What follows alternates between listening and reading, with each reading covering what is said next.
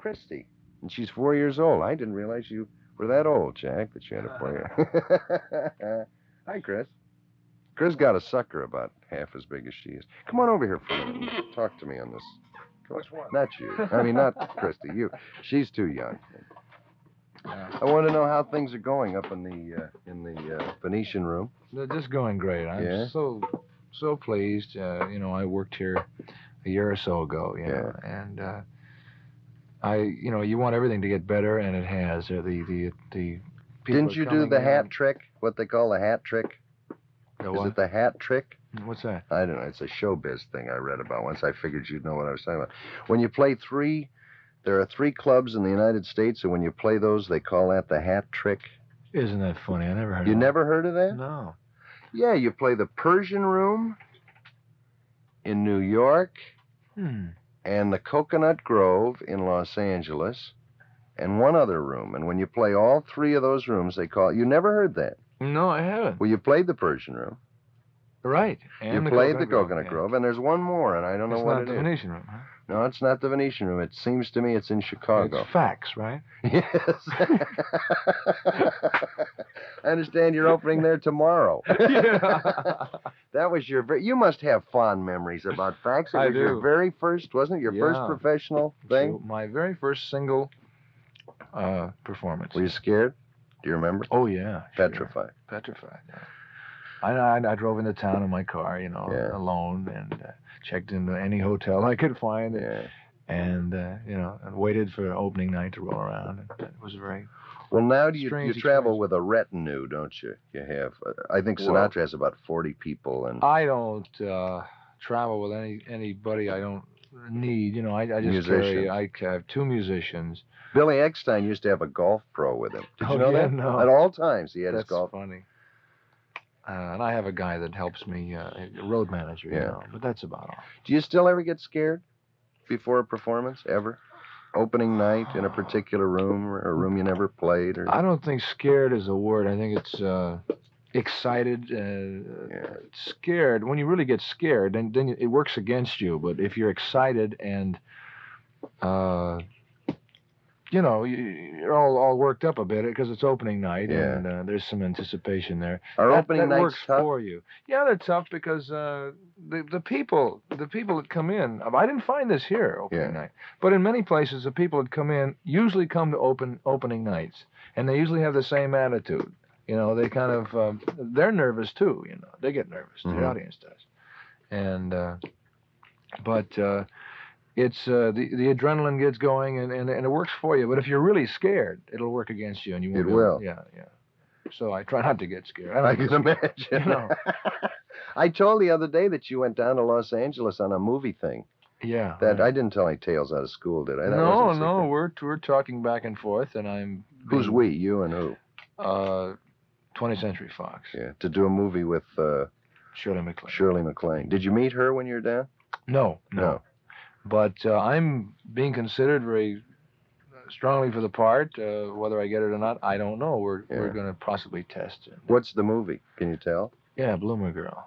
Bloomer Girl. Yeah. Oh, I'm not. I know the name of the show, but I'm not familiar with. Right the as show. the Rain is from that show. Yeah. Remember that song? That'd be great. When will they start on it? When will you know? I mean, are these things done years ahead of time? Yeah, it'll start in like March or April. Oh. They'll make a decision fairly in the next 3 months, I'm sure. So, gee, that would be exciting. Does the idea of movies interest you at all? Oh, yeah. Well, like I could have done some other kinds of movies, during my career. I've kind of waited until and I still will wait until I get in a very, very good movie. And if I'm not ready for that, then I better pass, because I don't want to do anything that's kind of halfway. The wrong movie could be worse than no movie at all. Right. Has there ever been a time since that first engagement at Fax when you got discouraged? Have you ever gotten to the point where you said, I want to give up music? Ever? No, I never wanted to give it up. I was many times discouraged.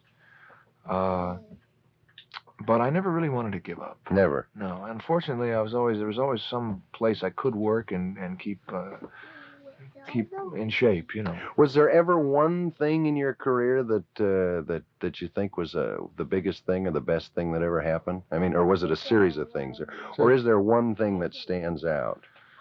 It's a series of things. Cool it. It's a series of things that have happened to me. I think one turning point, and you may find this hard to believe, but one turning point in my career was the Jerry Lewis show. Mm-hmm. And I was a regular on the show, and he kept demanding that I sing Wives and Lovers. And whether or not that had any, I know the show was watched, even though people panned it. I know everybody watched it. Mm-hmm. Every week they want to say, well, let's see how bad it's going to be this week, you know. But I was, I'm a friend of Jerry's and a fan of Jerry's, and I was pulling for the show. I was very sorry to see it go off. But anyway, people watched, and I don't know whether it had anything to do with it or not, but the record started going at the same time. Of course, the jocks were playing it. Mm-hmm. And, Lewis has got a pretty good ear. If he... But the exposure helped, I think. And from then on, things got better. Uh-huh. You know, I started doing better things, working better places. What happened to him now? Is he just doing movies, Jerry Lewis? Yeah, just movies and the guest shots and things. He's on a Hullabaloo coming up. You know, I don't know if you want to do it or not. I was going to ask you something. You mentioned Wives and Lovers. In your act, you do a parody on Wives and Lovers. And did someone send it to you? Was that it? No. Not really. You know, it's. But in your act, you say this came in, and it's very effective. Yeah, I have to say that. I can't say you I wrote it. No. But you did write it. I did write it, and I know you were probably going to ask me to do it, right? Yeah. But since your show has such a big rating, I'm afraid of overexposure. You're rotten. Do the first line, and at least people know what I'm talking about. I don't want to blow it for the act, you know. In other words, you're afraid we're going to knock down the attendance. I think it's one of the cutest things, and it's in the act. It's a parody on Wives and Lovers. Just do the first line. Hey, little boy, cap your teeth, get a hairpiece. You're no Rock Hudson, I'm told. You know, it goes from there. See, that gives you an idea. I think it's very cute. And you wrote it. Yeah. For heaven's sakes, that's very good. Well, have fun with the youngster today. He's got, she's big and cute. She's 4 now. I don't get to see her enough, and we're going to go out in the park. Well, you're on the road, and it's tough. Yeah, it is. Really tough to raise a family. And yeah. And I don't think it's humanly possible to take them with you. That's rough. I never knew anybody traveled with their family without going stark raving mad. People do it. You know, I know Steve and Edie do it, and they're pretty successful. Yeah, they're very successful. And they take their kids? The maid, everything goes, you know. But how long are they on the road? They're not Well, they don't travel as much as I do now. And so... Jack Jones is appearing nightly here at the Fairmont Hotel in the Venetian Room. If you'd like to hear the rest of that parody, the only way... or I may sing it after he leaves. I don't know. I got a letter from a woman who didn't like it, so... Really? You know, today, I think it's real cute. So... When do you close? I close the 29th. 29th. Yeah. So you still have 13 days to see Jack Jones at the Venetian Room, and very shortly, I'm sure we'll be seeing you in movies. Your daughter just disappeared. Elma took her out of here. Jack, see you soon. Okay, Jack. Thank you.